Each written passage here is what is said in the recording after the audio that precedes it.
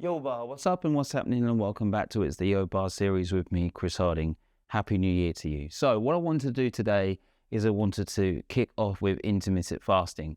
Now, intermittent fasting is actually quite a popular diet and a popular way to adopt a new habit, let's say. But there are some huge pitfalls that you can actually fall down, and I wanted to address those with you right here on It's the Yo series. Before I crack on with this video, why do you choose to do something like intermittent fasting? Well, there are two key reasons. The first key reason is that intermittent fasting is actually really easy for you to be able to adopt, and it actually helps you generate better habits, which is going to support you in your nutrition journey. And the second key reason is that intermittent fasting is actually going to help you to control your hormone balances better. And the key hormone that it's actually going to help control is insulin. And that's what we're going to discuss in this video. But before we get on with the video, I just wanted to let you know that there's a link in the comment section below.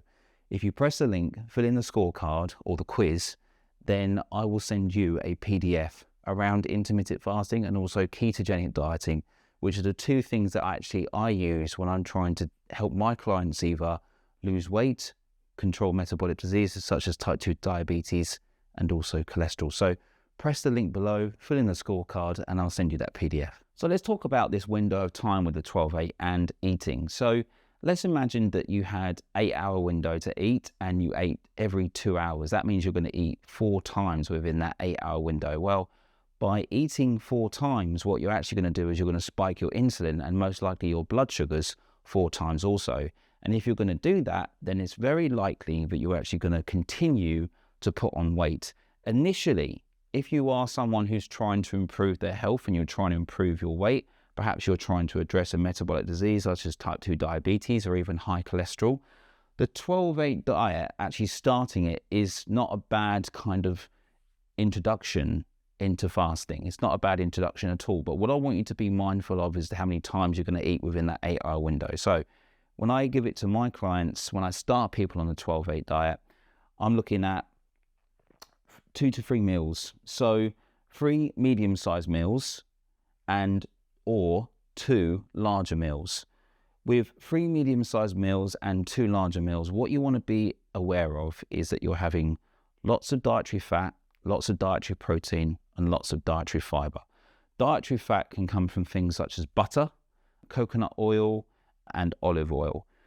If you're looking at dietary protein, you really want that to be a form of animal protein if possible. If you are someone who's a vegan or a vegetarian, I'm not really going to discuss the vegans, but if you're a vegetarian, you can have things like cheese, yogurt, milk, anything that's a derivative of an animal, but it doesn't actually come from the animal, but it's not actually an animal. If you are someone who enjoys eating meat and fish and things of that nature, then they're great sources of protein for you. So that's dietary protein. Dietary fibre, I would always recommend having a form of vegetable or fibre with every single meal, because fibre is such a great buffer against insulin. If you consume fibre within your meal, you're actually going to lower the spike of insulin because it can't spike, because fibre basically acts as a buffer, as I say, towards it being able to spike. So that's the 12-8 diet. You can use the 12-8 diet to start, but what I would be wary of is that over time, the 12-8 diet isn't actually going to work with you. And the likelihood that you're going to fail just by starting the 12-8 diet, which is the beginning of intermittent fasting, I'd probably say there's going to be quite likely that you're going to continue to fail your journey with nutrition and also your health if you just stick to the 12-8 diet. So let's look at the second style of intermittent fasting, which is the 18-6. What is the 18-6? Well, basically it's fasting for 18 hours and eating for 6. Why is this more beneficial than the 12-8? Well, basically because you're fasting for longer and you've only got 6 hours in which to be able to eat your meal. So very basically, you could kind of almost say, let's start at 12 p.m. and finish at 6 p.m. Nice and simple. Or you can adjust the window. So if you want to, you could sort of say, I'm going to start at 2 p.m., which is later, but I'm going to eat at 8, or I'm going to finish eating at 8 p.m. because perhaps you eat with your family or perhaps you eat with someone. So that's the 18-6 diet. But why is it more beneficial to us? Well, if you can imagine that you've got, your body, and your body naturally stores fat, it naturally stores weight. and we want to try and to encourage that weight loss. So what we should really be thinking about is to encourage it more means that we need to not eat when we're actually trying to lose weight. Now, I know that sounds quite simple, but if you have a larger time of fasting, you're more likely to burn fat because your body's going to use that storage of energy. With the 18-6, what I would definitely recommend is by the time you break your fast, so let's go for 12 and 6. So you finished yesterday at 6 p.m. and you're starting today at 12 p.m. That's an 18-hour window. So because of that, what you're going to want to do is you're obviously going to want to have something to eat, but you're going to need to eat a quite large portion, because if you eat smaller portions, what's going to happen is you're going to feel hungrier, and you've only got 6 hours in which to be able to consume the amount of energy, the amount of calories, the amount of macronutrients and micronutrients within your diet. But you don't want to keep eating because you're going to keep spiking your insulin. So again, like I said with the 12-8, if you're on an 18-6 diet, you want to have 2 really large meals. And again, they need to be full of protein, fat, and fiber. But if you can stick to that, then what's actually going to happen over time, and you need to give everything time with intermittent fasting, because it takes time to be able to, for your body to start switching and using ketogens or ketosis as a form of energy. But if you stick to the 18-6 and you eat 2 meals, 2 larger meals every day, you are going to notice a lot of success with your weight loss. So in my recommendation, eating 2 meals, 2 larger meals a day with the 18-6 is probably the best way or the best bet, but you're actually going to really start to notice changes in your health, your weight loss, and also just your nutritional journey in general. So guys, the third and final one is the 1 meal per day. Now, I do have a few clients that actually do the 1 meal per day, or they only eat once a day. My question to them is, do you get enough energy, or more to the fact, do you get enough protein in your diet if you're only eating once a day?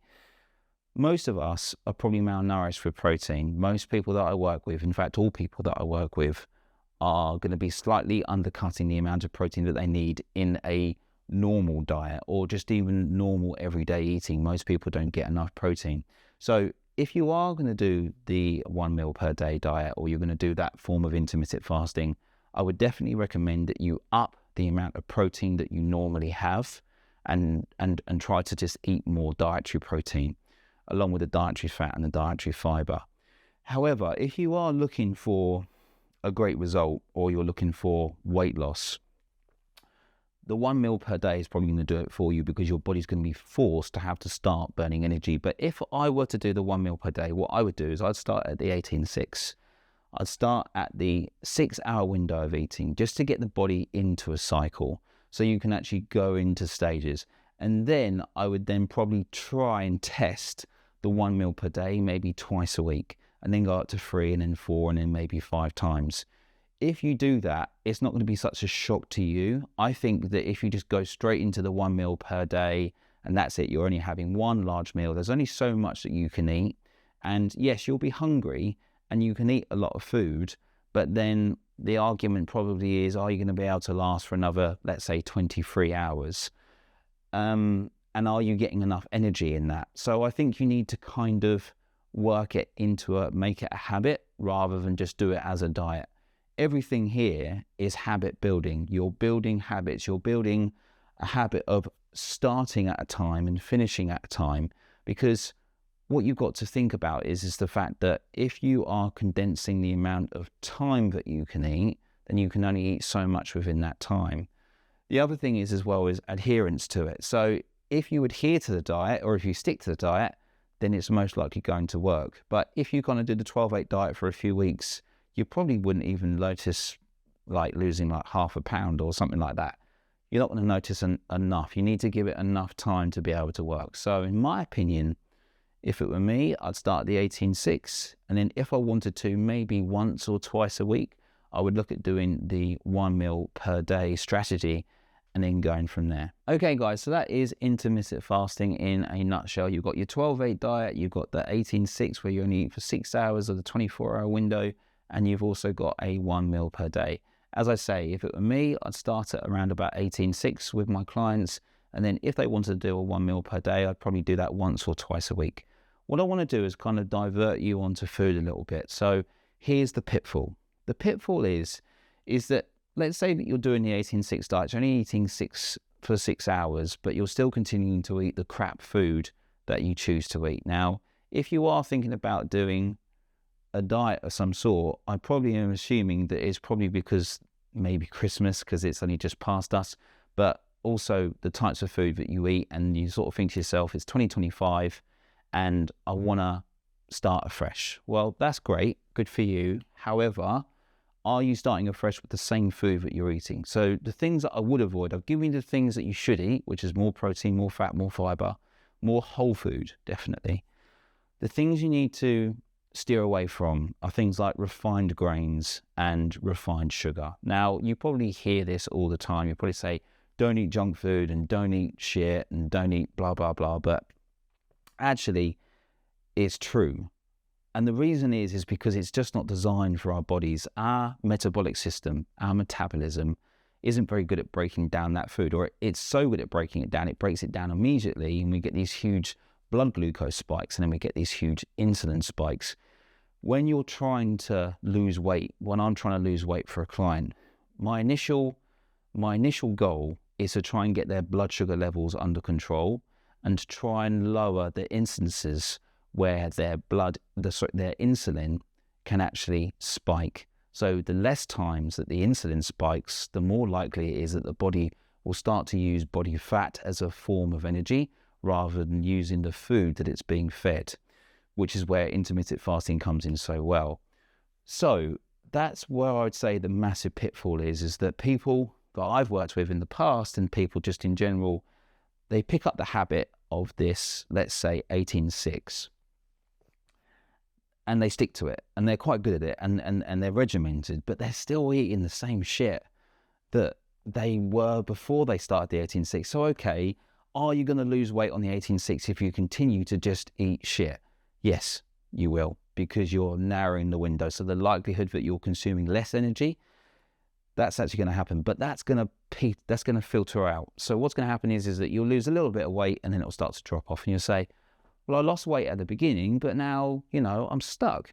Well, the reason is because you choose to eat shit food, and so the shit food is still keeping that body fat higher because you're spiking your blood glucose and you're spiking the insulin in your blood. And so your body has got no other option other than to, deal with those things. And insulin is related to weight gain or body fat storage. So changing things around now, take your time. It's now the 7th of January. And probably by the end of January, the majority of people who try to do something for themselves, that's kind of gone out the window.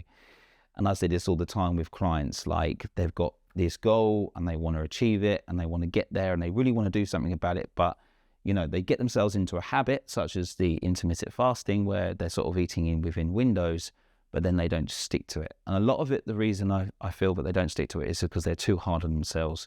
They want too much, too soon, too quickly, and they want the results. You want the results. However, what you need to make sure is that you're not going to overdo the junk food, the shit food, the high carbohydrate, but you're also going to make sure that it is there for you because it's part of your diet at the moment. And what you need to do is you need to start to filter out those foods as soon as you can. So rather than just quitting the food that you're currently eating, you need to start to replace it with better foods, more whole foods, and give yourself the time. So give yourself a goal of, let's say, it's now the beginning of January 2025. I'm going to go all the way through to the end of February 2025 and give myself like a decent 7 to 8 week period where I can try and stick to this. The likelihood, if you do stick to it, is that you're going to stick to it for the rest of the year. So they're the pitfalls, guys. The pitfalls are that if you continue to eat shit food, if you continue to eat highly refined carbohydrates and highly refined sugars, yes, you are going to lose weight initially on intermittent fasting, but eventually it will just filter out and you'll just continue to be where you are and you're going to stagnate and you're going to get depressed and you're just going to feel like, well, there's no point in me doing this. Okay guys, so I hope you found this video on avoiding the pitfalls of intermittent fasting helpful. If you want to, you can write a comment in the comment section below. I'll also drop in my email and my website link if you want to be able to contact me. Please do write some comments in the comment section if you find it helpful. Obviously, always be fit, be healthy. Try and stick to your intermittent fasting and try and stick to a certain time frame, and also try and avoid that shit food. Anyway, until next time, be fit, be healthy, and of course, be a boss bar.